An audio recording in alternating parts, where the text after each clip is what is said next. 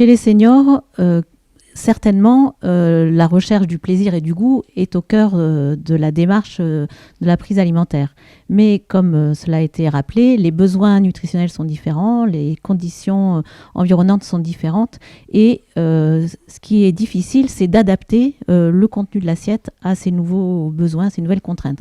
De plus, le goût évolue avec l'âge. Oui. On porte des lunettes, on met des appareils auditifs et on a aussi besoin de renforcer le goût des aliments parce qu'on peut être un peu moins sensible au goût, aux arômes, aux parfums des aliments.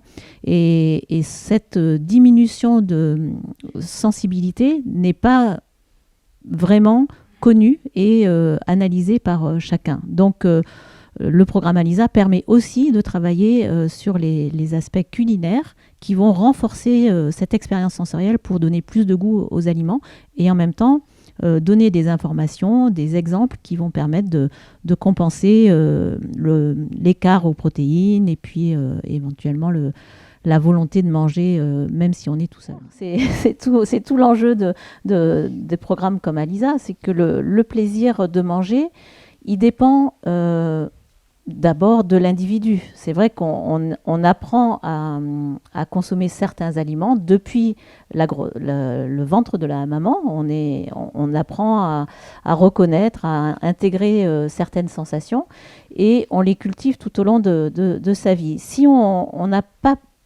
développer un attrait pour la préparation culinaire ou pour la découverte de différents aliments, puisque c'est une des clés de l'alimentation saine, c'est la variété.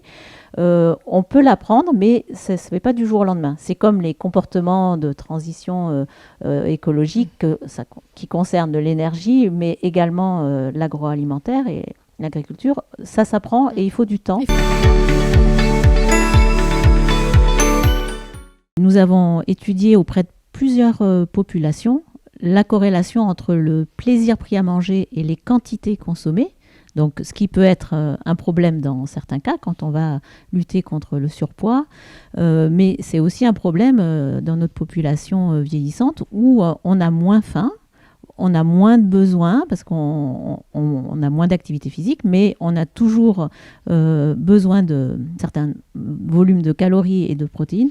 Si on mange pas suffisamment, on va donc se faire du mal. Donc c'est ce qu'on étudie et comment redonner le plaisir en mangeant varié. Donc ça, c'est la réponse que l'on apporte avec la cuisine. Le programme ALISA donc, se clôture par un atelier pratique. L'idée, c'est de pouvoir donc donner l'opportunité aux participants de mettre en pratique en fait, finalement tout ce qu'ils auraient pu apprendre dans les 3 modules précédents. Nous avons donc développé avec l'équipe culinaire du centre de recherche de l'Institut Paul Bocuse une douzaine de recettes finalement qui mettent en avant des aliments simples, accessibles, qu'on a tous dans nos placards mais on ne sait pas forcément quoi en faire, typiquement des sardines en conserve. Et donc on a développé des recettes qui sont goûteuses mais vraiment simples à réaliser pour justement pouvoir être accessibles au plus grand nombre, surtout ceux qui n'ont pas forcément de plaisir en cuisine. Le livret contient aussi donc des petites astuces du chef pour inciter les personnes à peut-être aller découvrir des nouveaux produits, aussi quelques informations sur vraiment la qualité nutritionnelle des ingrédients qu'on a choisis pour les recettes, donnant une part belle bien sûr aux légumes, mais aussi par exemple aux légumineuses qui sont parfois oubliées dans les recettes, et aussi aux épices pour justement inciter les personnes à consommer peut-être un petit peu moins de sel et de sucre, mais voilà, à venir découvrir peut-être une épice à base de curry ou autre. Parce que je suis une grande gourmande et gourmet, et que j'ai une curiosité naturelle vers tout ce qui concerne la cuisine. J'adore la cuisine. Je ne pensais pas apprendre beaucoup de choses, mais je pensais, j'y allais aussi pour le lien social, parce que j'ai besoin dans ma vie, depuis peu, de renouer avec les gens, voilà. Donc, eh bien, bien m'en a pris parce que j'ai trouvé ça super formidable. J'ai trouvé très enrichissant cette rencontre. Et on a pu, quand on parle cuisine, de toute façon, on peut réunir tout le monde.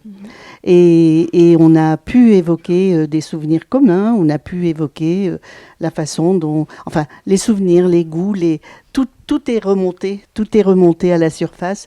Et en plus d'avoir appris des choses, ça fait du bien. J'ai eu la chance de bénéficier de ce programme. D'abord, j'ai été informée par informatique, moi qui ne suis pas très férue d'informatique, mais bon. Et puis en fait, à plusieurs, avec 2 autres personnes de mon immeuble, nous avons décidé de nous inscrire. Ce que je retiens de cette aventure, d'abord le plaisir de la rencontre avec d'autres personnes, comme l'a dit Yolande, le plaisir de la convivialité, de se rendre compte qu'on n'est pas tout à fait tous pareils, effectivement, on n'a pas les mêmes goûts, on n'a pas les mêmes envies, mais que finalement tout peut se rejoindre. Nous, dans notre groupe, certaines en tout cas, on aurait bien aimé cuisiner un peu plus.